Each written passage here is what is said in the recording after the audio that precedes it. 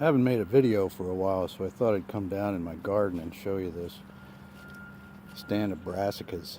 Um, when I got my seed for my fall plantings, I came down to one of my raised beds and just sprinkled some on top of my tomatoes and peppers. So the tomatoes and peppers are gone, and I have a really good stand of brassicas, which would be great if my food plots looked like this, but they don't. Here's a really nice example of a good brassica. I think that's a collard right there. I had some collards mixed in, and that's real cold tolerant. It's been below freezing several nights, and these guys are still looking really good. But look over here.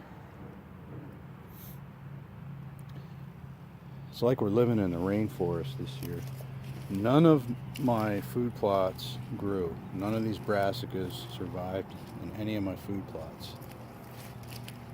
And the only explanation I have is that it just rained so much that it drowned everything.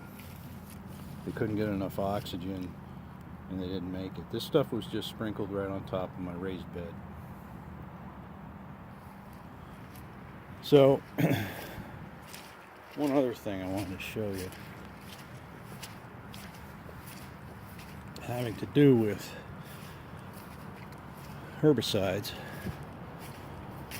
I was doing some spraying of invasives, and I came home and I decided to hit my sidewalk. So I got this brick sidewalk and I had broadleaf weeds coming up in the cracks. So I sprayed them real lightly, and then after the summer was over, you can see how the rain leached it down and killed my grass going down the hill here. So it's something to keep in mind. It's illustrative of the fact that this stuff moves through the soil. So you have to be cognizant of that and make sure that you're not putting too much herbicide down, and pick the herbicides that will bind with the soil and not move all around. You got to be careful of overspray. But it did do a nice job on the weeds. There's no weeds here. And I got these little broadleaves coming up all through here. So I don't think I'm going to spray them anymore. Maybe use Roundup real carefully.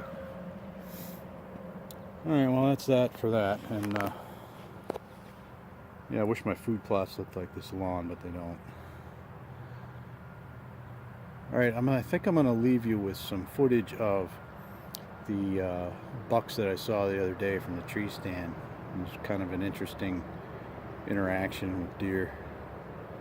I'll see you next time.